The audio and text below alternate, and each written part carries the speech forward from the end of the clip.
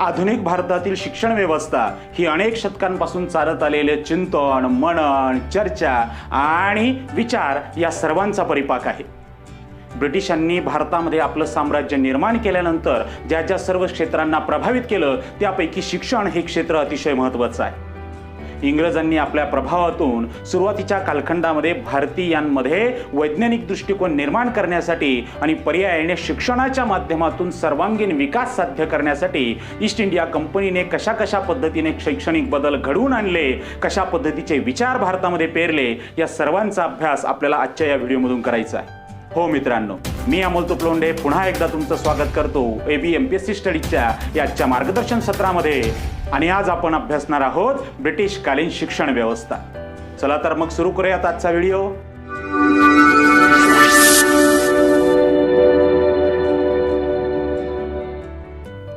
आजच्या या भागाचा आपला विषय असणार आहे ब्रिटिश कालीन शिक्षण व्यवस्था। मित्रांनो, यापूर्वीही केलेल्या अभ्यासाप्रमाणे आपण बघितलं की इसवी सन 17व्या शतकामध्ये ईस्ट इंडिया कंपनी नावाची व्यापारी कंपनी इंग्रजांनी स्थापन केली आणि भारत आणि इतर आशियाई देशांशी हळूहळू व्यापारी संबंध प्रस्थापित केले। 18व्या शतकाच्या सुरुवातीच्या कालखंडापर्यंत त्यांनी व्यापाराकडे लक्ष दिलं आणि नंतरच्या कालखंडामध्ये मात्र राजकारणात प्रवेश करून हळूहळू भारतातील सर्वात मोठी राजकीय शक्ती म्हणून इंग्रज भारतामध्ये प्रस्थापित झाले। इंग्रजांच्या भारतातल्या साम्राज्य स्थापनेनंतर त्यांच्या प्रशासनाचा, त्यांच्या राज्याचा भारतीय राज्य पद्धती, शिक्षण व्यवस्था, उद्योगधंदे, अर्थकारण, राजकारण अशा सर्वच विभागांवर प्रचंड प्रभाव पडलेला दिसतो। अशा अनेक विभागांपैकी शिक्षण व्यवस्था हा सुद्धा एक महत्त्वाचा विषय या ठिकाणी आहे। ब्रिटिश भारतात येण्या अगोदर भारतीय शिक्षण हे पारंपरिक पद्धतीचं होतं, ज्याचं माध्यम संस्कृत भाषा होती आणि या संस्कृत भाषा माध्यम असलेल्या शिक्षणापासून मात्र भारतीय बहुसंख्य लोक, समाज हा शिक्षणापासून मात्र दूर असलेला आपल्याला दिसतो। भारतात ब्रिटिश व्यवस्था सुरू झाल्यानंतर त्यांनी प्रामुख्यानं भारतीय समाजाला शिक्षणाच्या मुख्य प्रवाहात आणून त्यांना इंग्रजी शिक्षण देण्याचं काम केलं। सुरुवातीच्या कालखंडामध्ये भारतीयांना भारतीय ज्ञान द्यावं की इंग्रजी ज्ञान द्यावं यावरून मतभेद असलेले दिसतात। या मतभेदांची सुरुवात ईस्ट इंडिया कंपनीचं साम्राज्य स्थापन झाल्यानंतर झालेली दिसते। प्रामुख्यानं विल्यम जोन्स हा कलकत्ता हायकोर्टातला कनिष्ठ न्यायाधीश होता। त्याची भारतीय भाषा आणि संस्कृतीच्या अभ्यासामध्ये मात्र प्रचंड रस होता। त्याच्यासारखेच इतर काही ब्रिटिश अधिकारी होते, ज्यापैकी हेनरी कोलब्रुक, नेथॅनियल हॉल्डेट यांनी सुद्धा संस्कृत भाषा आपणहून शिकून घेतली होती आणि इथल्या संस्कृत आणि फारसी ग्रंथांचा ते इंग्रजीमध्ये अनुवाद करत होते। जोन्स आणि कोलब्रुक या दोघांनाही इतिहासाची आवड होती आणि त्यातल्या त्यात भारतीय इतिहासाबद्दल त्यांचं स्पष्ट मत होतं की प्राचीन काळी भारत हा वैभवाच्या शिखरावर होता, पण नंतरच्या काळामध्ये मात्र तो हळूहळू मागे पडला। आणि म्हणून भारत जर तुम्हाला इथे समजून घ्यायचं असेल तर भारतातले प्राचीन ग्रंथ, भारतातले प्राचीन कायदे हे वाचणं, ते अभ्यासणं अत्यंत गरजेचं आहे। या विचारांच्या प्रभावामुळे सुरुवातीच्या कालखंडामध्ये जर भारतीय मनं जर तुम्हाला जिंकायची असतील तर पाश्चात्य ज्ञानाऐवजी भारतीय ज्ञानालाच महत्त्व दिलं जावं, असं स्पष्ट मत त्याने मांडलेलं होतं। याच विचारांनी प्रभावित होऊन पुढे 1781 मध्ये वॉरन हेस्टिंग्स याने कलकत्ता येथे मदरसा स्थापन केली होती। भारतीय परंपरा, भारतातल्या विविध रीतिरिवाज, तिथली ज्ञानसंपदा हेच सगळे आधार बनतील ब्रिटिश शासनाचा, असा मुख्य थेअरी त्यांनी मांडलेली होती। 1784 मध्ये एशियाटिक सोसायटीची सुद्धा स्थापना बंगालमध्ये झालेली होती। विल्यम जोन्स हा या एशियाटिक सोसायटीचा अध्यक्ष होता, तर त्याच्या प्रचार आणि प्रसाराचं काम कोलब्रुक यांनी सांभाळलेलं होतं। प्राचीन भारताचा आणि भारतातील साहित्याचा इंग्रजांना ओळख व्हावी आणि पाश्चात्य ज्ञानाचं आणि साहित्याची भारतीयांना ओळख व्हावी, असा उद्देश सुरुवातीच्या कालखंडामध्ये एशियाटिक सोसायटीचा असलेला दिसतो। एशियाटिक रिसर्च नावाची शोधपत्रिका ही एशियाटिक सोसायटी पब्लिश करत होती। 1784च्या कालखंडामध्ये चार्ल्स विकिन्सन याने भगवद्गीतेचा इंग्रजी अनुवाद केला। या इंग्रजी अनुवादाला वॉरन हेस्टिंग्स याने प्रस्तावना लिहिली आहे आणि आपल्या प्रस्तावनेमध्ये हेस्टिंग्स म्हणतो की कधी काळी इंग्रजांचं भारतावरचं साम्राज्य नष्ट होईल, परंतु गीतेसारखे ग्रंथ भारतामध्ये हजारो वर्ष कायम राहतील। 1787 साली चार्ल्स विकिन्सन याने हितोपदेश या ग्रंथाचं सुद्धा इंग्रजी भाषांतर केलं होतं. 1791 मध्ये जोनाथन डंकन हा जो बनारसचा रेसिडेंट होता यानं बनारसमध्ये हिंदू महाविद्यालयाची स्थापना केली होती आणि या संस्थेचा उद्देश होता की हिंदूंचे कायदे ब्रिटिश न्यायाधीशांना कळावेत. शिवाय हिंदूंच्या संहिता, त्यांचा धर्म, इथले कायदे यांचा अभ्यास करून प्रचार आणि प्रसार व्हावा यासाठी सुद्धा ही संस्था काम करणार होती. लॉर्ड वेलस्लीच्या काळामध्ये साधारणतः कलकत्ता येथे फोर्ट महाविद्यालयाची स्थापना झालेली होती. कंपनीच्या प्रशासकीय अधिकाऱ्यांना प्रशिक्षण देण्यासाठी ही संस्था कार्यरत होती. यांनी इंग्रजी भारतीय शब्दकोश, त्याच पद्धतीने हिंदी व्याकरण अशी अनेक पुस्तकं पब्लिश केली होती. पण कंपनीच्या आदेशामुळे 1802 मध्ये लॉर्ड वेलस्लीला हे कॉलेज बंद करावं लागलं. पुढे 1817 मध्ये राजाराम मोहन रॉय यांनी हिंदू महाविद्यालयाची कलकत्त्यामध्ये स्थापना केली. या स्थापनेमध्ये राधाकांत देव, डेव्हिड हेयर यासारख्या व्यक्तींचा सुद्धा त्यांना पूर्ण पाठिंबा मिळाला. या हिंदू महाविद्यालयातून इंग्रजी, गणित, भूगोल, भौतिक शास्त्रासारखे वैज्ञानिक विषय सुद्धा शिकवले जात होते. राजाराम मोहन रॉय यांच्या प्रेरणेतून 1822 मध्ये अनेक ठिकाणी इंग्रजी शाळा सुरू झालेल्या होत्या. 1825 मध्ये त्यांनी वेदांत कॉलेजची सुद्धा स्थापना केली होती. याच कालखंडात आलेल्या 1813च्या चार्टर ॲक्टनुसार दरवर्षी भारतीय शिक्षणाच्या प्रचार प्रसारासाठी आता 1 लाख रुपयांची तरतूद करण्यात आली होती.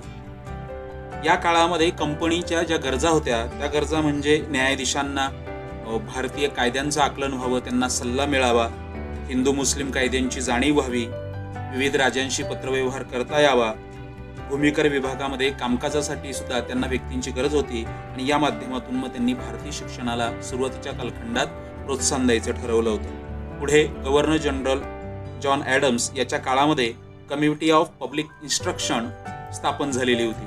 10 सदस्यीय ही कमिटी, या कमिटीने अभ्यासांतर्गत 2 प्रश्न या काळात उपस्थित केले होते. पहिला प्रश्न म्हणजे सरकारी अनुदान कोणत्या शाळांना द्यायचं आणि दुसरा प्रश्न की या शाळांमधून शिक्षणाचं माध्यम कोणतं असेल आणि म्हणून पुढच्या काळामध्ये इंग्रजी शिक्षणाचं माध्यम असावं की भारतीय भाषा हा एक महत्त्वाचा मुद्दा प्रस्थापित झालेला दिसतो. भारतीय भाषा आणि भारतीय शिक्षण दिलं जावं या मताचे अनेक विचारवंत होते. त्यापैकी William Jones, S.T. Prinsep, Horace Wilson यासारखे अनेक विचारवंत. तर पाश्चात्यांचं इंग्रजी ज्ञान भारतीयांना दिलं जावं याही विचाराचे अनेक विचारवंत या काळात पुढे आले. Charles Trevelyan, bishop Heber, Alexander ड्रक, तर भारतीयांपैकी राजाराम मोहन रॉय हे सुद्धा पाश्चात्य विचारांच्या प्रभावाने प्रेरित झालेले मंडळी होती आणि भारतीयांना पाश्चात्य विज्ञान तंत्रज्ञानाचं शिक्षण दिलं जावं असं त्यांचं मत होतं. जेम्स मिलने याबाबत मांडलेलं एक मत अतिशय महत्त्वाचं ठरतं. तो म्हणतो की भारतीयांना उपयुक्त आणि व्यावहारिक ज्ञान या काळात दिलं जाणं गरजेचं आहे. त्यांच्या भावनांचा आणि त्यांच्या इच्छांचा यासाठी विचार केला जाऊ नये. विल्यम बेंटिंगची नेमणूक 1833च्या चार्टर ॲक्टनुसार झालेली होती आणि आता तो भारताचा गव्हर्नर जनरल झाला होता. त्याच्याच काळामध्ये दरवर्षी भारतीय शिक्षणासाठी 10 लाख रुपयांची मंजुरी आता मंत्रिमंडळाने दिली होती. त्याच पद्धतीनं लॉर्ड बेंटिंगच्या गव्हर्नर जनरल काउन्सिलचा कायदा मंत्री म्हणून मॅकॉले हा अगोदरपासूनच काम करत होता. या मॅकॉलेच्या अध्यक्षतेखाली एक कमिटी नेमण्यात आली होती आणि अभ्यासातून भारतीय शिक्षण की पाश्चात्य शिक्षण या प्रश्नावरचं उत्तर शोधण्याचं काम लॉर्ड मॅकॉले यांनी केलं आणि त्याने 2 फेब्रुवारी 1835 मध्ये जाहीर केलेल्या आपल्या स्मरणपत्रामध्ये इंग्रजी शिक्षणाचं प्रचंड समर्थन केलेलं आहे. तो आपल्या स्मरणपत्रामध्ये म्हणतो की युरोपच्या एखाद्या चांगल्या ग्रंथालयातला एखादा कप्पा सुद्धा हा भारतीय आणि अरबी साहित्यापेक्षा खूप मौल्यवान असा आहे. या माध्यमातून इंग्रजांनी पाश्चात्य शिक्षणाचा पाठपुरावा केला हे या काळाचं वैशिष्ट्य. या मॅकॉलेच्या प्रस्तावाला सुद्धा विरोध करणारी अनेक मंडळी होती. त्यांनी जवळजवळ 10,000 स्वाक्षरांचा विरोधाचा प्रस्ताव शासनाला पाठवला होता, पण फारसा उपयोग त्याचा झालेला दिसत नाही. 1839च्या काळामध्ये लॉर्ड ऑकलंड याने शिक्षणापैकी काही खर्च हा पौर्यात्य शिक्षणावर सुद्धा केला जावा असं मत मांडलं होतं. पुढे विल्यम बेंटिंगच्या काळामध्ये मेडिकल कॉलेजची सुद्धा स्थापना आपल्याला झालेली दिसेल. या मेडिकल कॉलेजचा सेक्रेटरी असलेला फेडरिक जॉन माउंट याने परीक्षेच्या आयोजनासाठी भारतामध्ये विद्यापीठांची स्थापना केली जावी असं प्रथम मत मांडलं होतं आणि म्हणून विल्यम बेंटिंगच्या काळामध्ये अनेक शाळा वगैरे स्थापन झालेल्या होत्या. काउन्सिल ऑफ एज्युकेशन या संस्थेची स्थापना झाली कमिटी ऑफ पब्लिक इन्स्ट्रक्शनच्या ऐवजी. आणि 1842 मध्ये इंग्रजी शिकलेल्या व्यक्तींची नेमणूक कंपनी प्रशासनात करेल अशा जाहीर घोषणेनंतर इंग्रजी शिक्षणाला खऱ्या अर्थानं गती प्राप्त झाली. 1849 मध्ये कलकत्त्यामध्ये हिंदू बालिका विद्यालय स्थापन झालं आणि या हिंदू बालिका विद्यालयाची नंतरच्या काळामध्ये लॉर्ड डलहौसीच्या काळामध्ये डलहौसीने ताबा घेतला आणि पुढे हे भारतीय महिला शिक्षणाचं प्रमुख केंद्र झालेलं दिसतं. हिंदू बालिका विद्यालयाच्या या स्थापनेमध्ये ईश्वरचंद्र विद्यासागर, त्याच पद्धतीनं ड्रिंक वॉटर बेथून यासारख्या मंडळींचा सहभाग होता.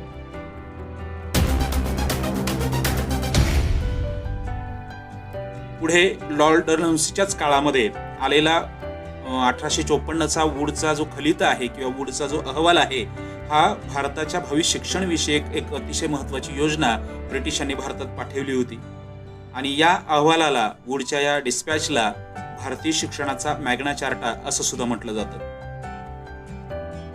वूड या अधिकाऱ्याने या ठिकाणी अभ्यासातून काही शिफारसी मांडलेल्या होत्या. त्या शिफारसी पुढच्या काळामध्ये भारतीय शिक्षणाचा पाया ठरल्या. त्यांनी मांडलेल्या शिफारसीमध्ये तो म्हणतो की भारतामध्ये युरोपियन ज्ञानाचा प्रसार आणि प्रचार केला जावा, त्याच पद्धतीनं देशी भाषांनाही काही प्रमाणामध्ये प्रोत्साहन दिलं जावं. उच्च शिक्षणाचं माध्यम इंग्रजीचं असावं, मात्र खेड्यापाड्यांमधून देशी भाषांना आणि देशी ज्ञानाला सुद्धा महत्त्व दिलं जावं. जिल्हा पातळीपासून तर उच्च शिक्षणापर्यंतचं पूर्ण माध्यम इंग्रजी असावं असं स्पष्ट मत त्याने मांडलेलं होतं. त्याच पद्धतीनं खाजगी संस्थांना अनुदान द्यावं, पात्र शिक्षकांची नेमणूक करावी, अध्यापक प्रशिक्षण संस्था स्थापन कराव्या, 5ही प्रांतांमध्ये लोकशिक्षण विभाग स्थापन व्हावं आणि या लोकशिक्षण विभागाने सरकारला दरवर्षी आपला वार्षिक अहवाल सादर करावा. त्याच पद्धतीनं इंग्लंडच्या धर्तीवर विद्यापीठांची स्थापना केली जावी, व्यावसायिक शिक्षणावर जोर द्यावा आणि स्त्री शिक्षणाला सुद्धा अधिक प्रोत्साहन दिलं जावं, अशा अनेक शिफारसी या खलित्यामध्ये चार्ल्स वूड यांनी मांडलेल्या दिसतात आणि खऱ्या अर्थानं भारतीय भविष्य शिक्षणाचा पाया ठरलेला दिसतो.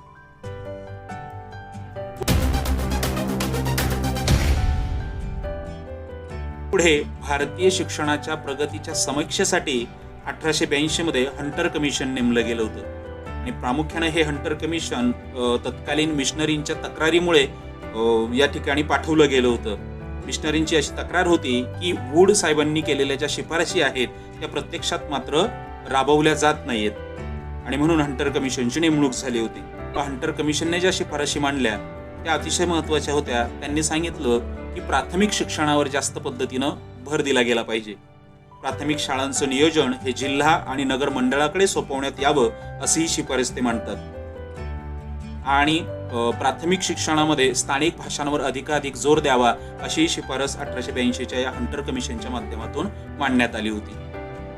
पुढची शिफारस म्हणजे साहित्य शिक्षण व व्यावसायिक शिक्षण असे माध्यमिक शिक्षणाचे 2 वेगवेगळे प्रकार असावेत. खाजगी शाळांना प्रोत्साहन देण्यात यावे आणि त्यांचा दर्जा हा सरकारी शाळांइतकाच असावा. सरकारने शक्य होईल तितक्या लवकर माध्यमिक आणि महाविद्यालयीन शिक्षणापासून स्वतःला वेगळं करावं. त्याचप्रमाणे कलकत्ता, मुंबई आणि मद्रास अशी मोठी शहरं वगळता स्त्री शिक्षणाची स्थिती ही चांगली नसल्याची नोंद सुद्धा या हंटर कमिशनने केली आणि म्हणून स्त्री शिक्षणाला विशेष प्रोत्साहन देण्याची शिफारस सुद्धा हंटर आयोगाने केली.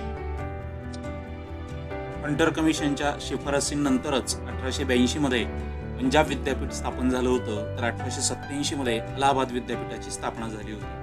अशा प्रकारे बक्सारच्या युद्धाच्या माध्यमातून बंगाल प्रांतामध्ये आणि नंतर संपूर्ण भारतामध्ये सत्ता स्थापन केलेल्या ईस्ट इंडिया कंपनीने भारतातील पारंपरिक शिक्षण व्यवस्थेमध्ये कंपनीला, तत्कालीन परिस्थितीला आणि पाश्चात्य शिक्षण पद्धतीला अनुकूल असे बदल घडवून आणले.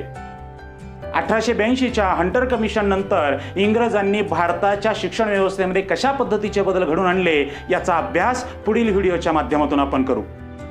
मित्रांनो, आजचा हा व्हिडिओ तुम्हाला कसा वाटला नक्की कमेंट्स करून कळवा. आवडले असल्यास लाईक आणि शेअर करा. आपल्या या एज्युकेशनल चॅनलला सबस्क्राईब करा. भेटूयात पुन्हा एकदा नवीन व्हिडिओमध्ये. तोपर्यंत नमस्कार.